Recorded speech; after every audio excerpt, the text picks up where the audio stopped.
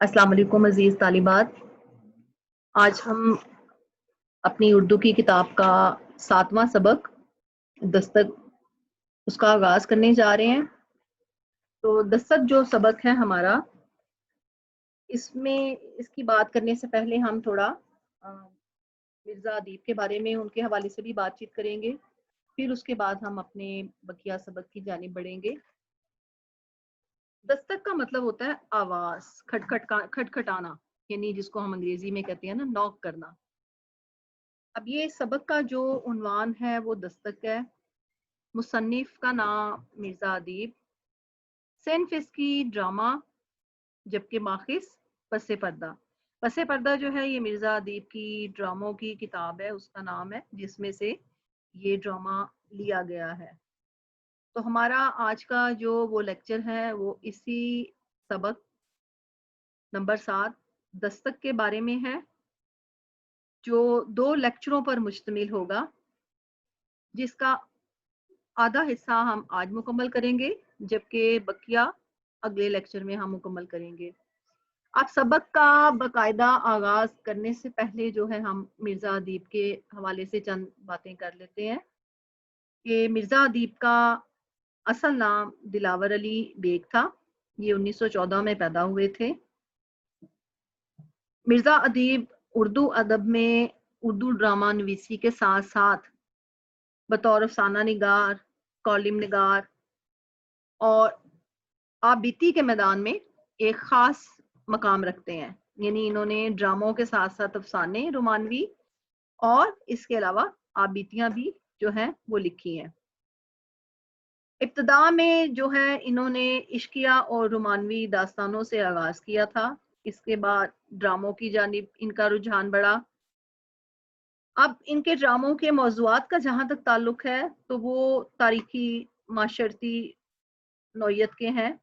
یعنی معاشرتی مسائل کی وہ نشاندہی کرنے کے ساتھ ساتھ اپنے ڈراموں میں انسانی کیفیات کی بھرپور عکاسی بھی کرتے ہیں.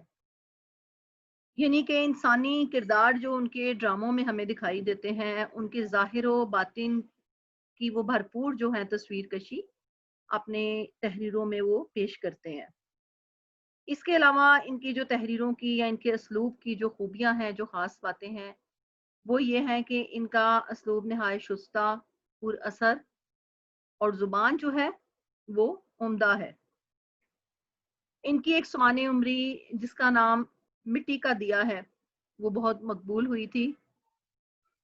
اب ان کی جو ڈراموں کی جو مشہور کتابیں ہیں، جن میں سے آنسو اور ستارے، لہو اور قالین، شیشے کی دیوار، وسیلے شب اور پس پردہ، یہ ان کے ڈراموں کے مجموعے ہیں.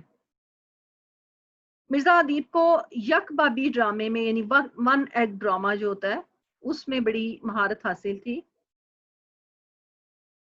اب جو ہم اپنا سبق کا آغاز جو کرنے جا رہے ہیں، تو یہ جو دستک ہے یہ ایک تمثیلی ڈرامہ ہے، یعنی سٹیج ڈرامہ ہے، جس میں تمثیل کے ذریعے دستک جو ہے اس میں ایک تمثیل ہے جو دروازے کی دستک نہیں. یعنی یہ دستک جو ہے یہ دروازے کی دستک نہیں بلکہ کیا ہے؟ انسان کے ضمیر کی آواز ہے. یعنی انسانی ضمیر کی جو آواز ہوتی ہے، ضمیر کیا ہوتا ہے؟ ہمارے اندر کی آواز. وہ آواز جو ہمیں اس بات کا احساس دلاتی ہے کہ ہم نے اگر اچھا کیا ہے تو اس کے لیے ہمارے اندر ایک خوشی کا احساس پیدا ہوتا ہے، اطمینان، طمانینت. اور اگر ہم سے کوئی برائی سرزد ہو جاتی ہے تو کیا ہوتا ہے کہ یہی ضمیر جو ہے ہمیں بہت بے چین اور بے قرار کر دیتا ہے، ہمیں ملامت کرتا ہے اس وقت تک جب تک کہ ہم اپنی اس خرابی کی اصلاح نہ کر لیں. تو در حقیقت یہ جو ڈرامہ ہے جس کا نام عنوان یعنی دستک ہے، تو یہ دستک جو ہے دروازے کی کھٹکھٹاہٹ یا آواز نہیں ہے، بلکہ یہ دستک سے مراد کیا ہے؟ ضمیر کی آواز. یعنی ضمیر کیا ہے کہ یوں سمجھ لیجیے کہ ایک کسوٹی ہے، ایک ایسا معیار ہے جس میں انسان جو ہے وہ خود کو جانچ سکتا ہے، اپنی اچھائیوں یا برائیوں کا ادراک کر سکتا ہے. یعنی یہ ضمیر کیا ہے کہ ہماری اچھائیوں اور برائیوں کی نشاندہی کرنے کا سمجھ لیجیے ایک آلہ ہے کہ جو ہمیں اس بات کا احساس دلاتا ہے کہ ہم نے اچھا کیا ہے یا کہ کچھ برا ہم سے یعنی چھوٹی اچھائی یا برائی ہم کرتے ہیں اس کے لیے ہمارا ضمیر ہماری بھلائی کے لیے تو ہمیں سراہتا ہے اور برائیوں کے ارتکاب پر ہمیں ملامت کرتا ہے. اس لیے انسانی ضمیر کا جو ہے زندہ رہنا وہ زندہ رہنا ضروری ہے. اور اس ڈرامے کا جو بنیادی مقصد ہے وہ بھی یہی ہے کہ انسانی جو ہے وہ ابھی زندہ ہے اور اسے زندہ رہنا چاہیے. اس کی دستک کو سننا اور سمجھنا چاہیے تاکہ ہم مزید خرابیوں کا شکار ہونے سے بچ جائیں. اور ڈرامہ دستک کا جو یہ عنوان دستک ہے یہ در حقیقت ضمیر کی آواز ہے. اب اس کے ڈرامے کے حوالے سے ہم بات کرتے ہیں تو جو ڈرامے کا آغاز ہے وہ ایک کمرے کی منظر نگاری سے کیا گیا ہے جس میں 3 کردار ہمیں دکھائی دے رہے ہیں، ڈاکٹر زیدی، بیگم زیدی اور تیسرا ڈاکٹر برہان. یعنی مرکزی کردار جو ہے اس میں ڈاکٹر زیدی کا جو کریکٹر ہے، بیگم زیدی یعنی ان کی جو مسز ہیں، جو ان کی بیوی ہیں، اور ڈاکٹر برہان جو ہے وہ ان کا معالج ہے، یعنی ڈاکٹر زیدی کا جو علاج کر رہا ہے. اور ڈاکٹر صاحب کا جو کمرہ ہے اس میں ہم دیکھتے ہیں کہ جو اس کی منظر کشی کی گئی ہے کہ ڈاکٹر صاحب پلنگ پر گاؤ تکیے سے ٹیک لگائے بیٹھے ہیں اور عمر ان کی کتنی ہے؟ 55 سال. اور ان کی بیوی کی عمر کتنی ہے؟ 7 سال. خلیہ جو اس میں ڈرامے میں بیان کیا گیا ہے کہ ڈاکٹر زیدی جو ہے 55 سالہ ایک بوڑھے آدمی کا ان کا حلیہ ہے. فرینچ کٹ داڑھی ان کے چہرے پر ہے، یعنی ماڈرن قسم کے فیشنیبل اپنے زمانے میں وہ رہ چکے ہوں گے. اور چہرے پر نکاہت نمایاں ہے، یعنی بیماری یا کمزوری کے جو آثار ہیں وہ دکھائی دے رہے ہیں. اس وقت انہوں نے کمبل لپیٹ رکھا ہے. پلنگ کے پاس چھوٹی میز پر مختلف شیشیاں پڑی ہیں. رات طوفانی، تیز و تند ہوا کا مستقل شور ہو رہا ہے. بیگم زیدی آرام کرسی پر بیٹھی کسی رسالے کا مطالعہ کر رہی ہیں. عمر 50 کے قریب، سردی کی وجہ سے شال اوڑھ رکھی ہے. ڈاکٹر کسی سوچ میں ڈوبے ہوئے ہیں. یکا یک ان کی نظر سامنے دروازے پر جا پڑتی ہے جس پر نیلے رنگ کا پردہ پڑا ہوا ہے. بیگم انہیں دیکھتی ہیں اور پھر رسالے کی ورق کرنے لگتی ہیں. ورق کرنے کا مطلب ہوتا ہے پڑھنا، یعنی ریڈنگ کرنا، مطالعہ کرنا. ڈاکٹر صاحب کچھ کہتے ہیں مگر بہت آہستہ، صرف ان کے ہونٹ حرکت کرتے ہوئے دکھائی دیتے ہیں. پھر کمبل اپنے جسم سے ہٹانے لگتے ہیں. بیگم کی نظر پڑتی ہے.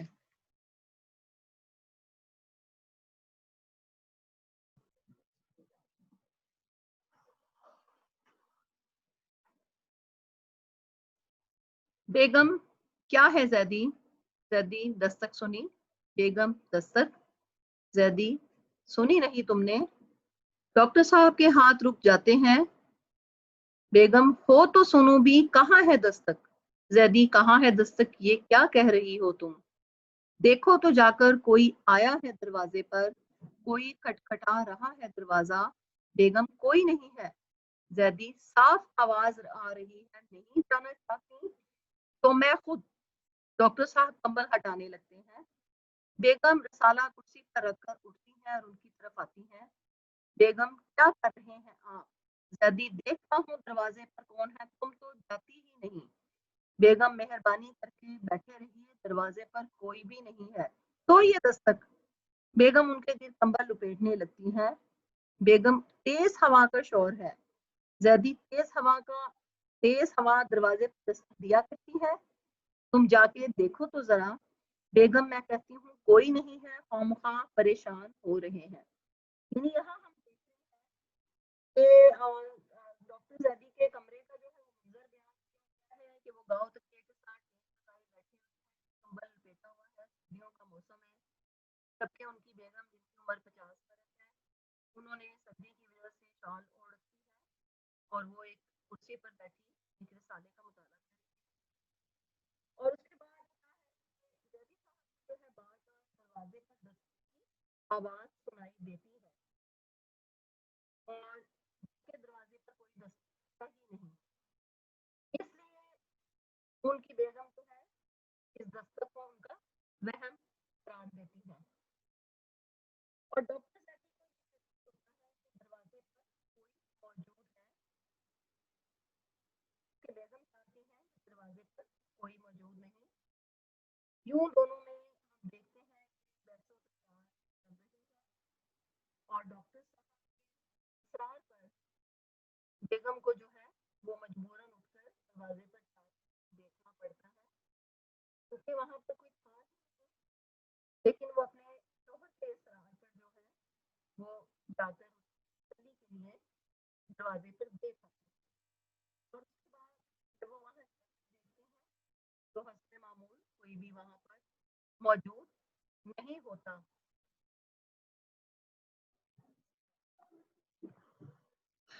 जैदी जरा सुनो तो, साफ बिल्कुल साफ, दस्तक नहीं तो और क्या है, बेगम आपका वहम है। देखो अब ज्यादा जोर से होने लगी है, ये वहम है क्या? फिर उठने की कोशिश करती हैं, बेगम उनका हाथ पकड़ लेती है। बेगम खुदा के लिए लेटे रहिए, आप तो खुद डॉक्टर हैं, डॉक्टर होके ऐसी हरकतें कर रहे हैं, अपनी हालत का कुछ तो ख्याल करें। जैदी तुम एक मर्तबा जाकर देख नहीं आती? बेगम मैं जानती हूँ दरवाजे पर कोई नहीं, खैर देख आती हूँ। यूं सर को जुम्बिश देती हैं, जुम्बिश देना यानी हरकत देना, हिलाना, जैसे इस काम को बेगार समझ रही हैं। दरवाजे की तरफ जाती हैं, जैदी उन्हें टिकटिकी बांधे देखते रहते हैं। बेगम पर्दे के पीछे चली जाती हैं, 2-3 लम्हों के बाद पर्दे से बाहर आती हैं। जैदी कौन है? बेगम कौन होगा? बेगम वापिस आती हैं, जैदी तुमने दरवाजा खोला था? बेगम जरा गुस्से से, तो क्या दरवाजा खोले बगैर ही कह रही हूँ? ना जाने बैठे बैठे क्या हो जाता है आपको, कोई आएगा तो कॉल बेल नहीं देखेगा, दरवाजे पर ही दस्तक देगा। डॉक्टर और बेगम एक दूसरे को देखते हैं, डॉक्टर की नजरों में बेतबारी सी है और बेगम की नजरों में शिकायत।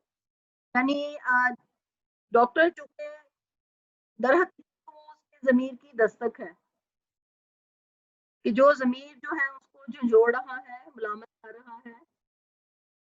वाकया जो है इसका कुछ यूं होता है कि एक ज़माने में जब डॉक्टर साहब की, आप आगे पढ़ेंगे भी, कि बहुत ज़्यादा जब इनकी प्रैक्टिस चल रही होती है और एक दिन ये रात को घर बहुत थके हुए वापस आते हैं, बारिश का मौसम होता है, ये आके थकावट की वजह से सो जाते हैं, कि दरवाजे पर जो है एक बड़े मियाँ आते हैं, वो बहुत इसरार और जिद करते हैं कि आकर मेरे बेटे को देख लीजिए, लेकिन सुस्ती और थकावट की वजह से, नींद की वजह से जो है वो डॉक्टर जैदी उस बूढ़े मियाँ के साथ जाने से इनकार कर देते हैं। डॉक्टर अपने नौकर से मना करवा देते हैं और सो जाते हैं कमरे में जाके। अगले दिन जब सोकर उठते हैं तो उनका जमीर पर बड़ा बोझ होता है और वो ये सोच रहे होते हैं कि पता नहीं बड़े मियाँ के बेटे का क्या अंजाम हुआ होगा, बच्चा होगा कि मर गया होगा, ये क्या हुआ होगा, कि मैं तो बड़े मियाँ के साथ उसको बचाने के लिए नहीं जा सका। तो यही वो वाकया है जो कि एक बोझ की तरह उनके ज़मीर की आवाज़ बनकर जो दस्तक है, वो एक्चुअली उनके ज़मीर की आवाज़ है जो उनको बेचैन रखती है, मुस्तरिब रखती है और उनको उनकी इस गलती का एहसास दिलाती है कि एक डॉक्टर होने की हैसियत से उनको अपने आराम से ज़्यादा जो है अपने मरीजों की बीमारी का ख्याल करना चाहिए था और वो उसके साथ नहीं जा सके, जिस वजह से आज तक उनको जो है अपने दरवाजे पर उस दस्तक की आवाज़ महसूस होती है। जैदी मगर ये दस्तक, बेगम अल्फाज काटते हुए, आप आराम नहीं करेंगे डॉक्टर होकर? बार बार मुझे क्यों बता रही हो कि मैं डॉक्टर हूँ? बेगम वो इसलिए, आपको आम लोगों से बिल्कुल मुख्तलिफ होना चाहिए। अगर डॉक्टर वहमे का शिकार हो जाए तो फिर उसके इल्म का क्या फायदा? शायद तुम सच्ची कहती हो, बेगम आवाज में नरमी, आप खुद ही बताइए, एक डॉक्टर हकीकत पसंद नहीं होगा तो कौन होगा? यानी कि अब हम देख रहे हैं कि दोनों में जो है मुसलसल बहसो तकरार हो रही है, और वो जैदी साहब को जो है वो बार बार यूं महसूस हो रहा है कि दरवाजे पर कोई दस्तक दे रहा है, कोई खड़ा है बाहर, और बेगम जो है वो उनकी कहती हैं कि वहां पर कोई नहीं है। और यही बात है कि वो उनको ये कहना चाह रही है, डॉक्टर है वो मुस्कुराहट का इजहार कर रही है कि उसे कौन लोगों से मुख्तलिफ होना चाहिए। अगर कोई डॉक्टर वह हो जाए तो फिर उसके इल्म का क्या फायदा? यानी हकीकत पसंदी तो यही है ना कि वो वहमे का शिकार ना हो। वो इस बात को उसको पता होना चाहिए कि वहम जो है ये एक बिल्कुल गैर हकीकी सी बात है। जैदी, दरवाजे पर दस्तक की आवाज सुनना हकीकत के खिलाफ है। बेगम, जब दस्तक ही ना हो और इसरार किया जाए कि आवाज सुनी है, उस वक्त आवाज सुनना किस तरह की हकीकत हुई? डॉक्टर सर झुकाकर अपनी पेशानी पर हाथ रख लेते हैं। बेगम उन्हें देखती रहती हैं। डॉक्टर साहब की नजरें बेख्तियार सामने पर्दे पर पड़ती हैं। तेज़ो हवा का शोर बढ़ गया, शायद बारिश शुरू हो गई है। लेट आईना, डॉक्टर साहब अपने ख्याल में गर्क है, यानी डूबे हुए हैं, खोए हुए हैं। बेगम, मैंने क्या कहा? जैदी, क्या कहा? बेगम, लेट चाहिए। जैदी, तुमने दरवाजा खोलकर देखा था ना? हद हो गई है, आप देख क्यों नहीं जाते? आधी रात हो चुकी है, अभी तक जाग रहे हैं। डॉक्टर बुरहान ने कहा था आपको मुकम्मल आराम की जरूरत है। यानी कि देखें कि डॉक्टर साहब जो है वो उनको क्या बेतकारी है, उनको यूं लग रहा है कि जैसे उनकी बेटी जो है वो दरवाजे पर जाकर देख ही नहीं रही है, और वो उसको उपरछत कर रहे हैं, बेतकारी उनको महसूस हो रही है, तो वो ऐसे ही आकर उनको कह देती है कि दरवाजे पर कोई नहीं है।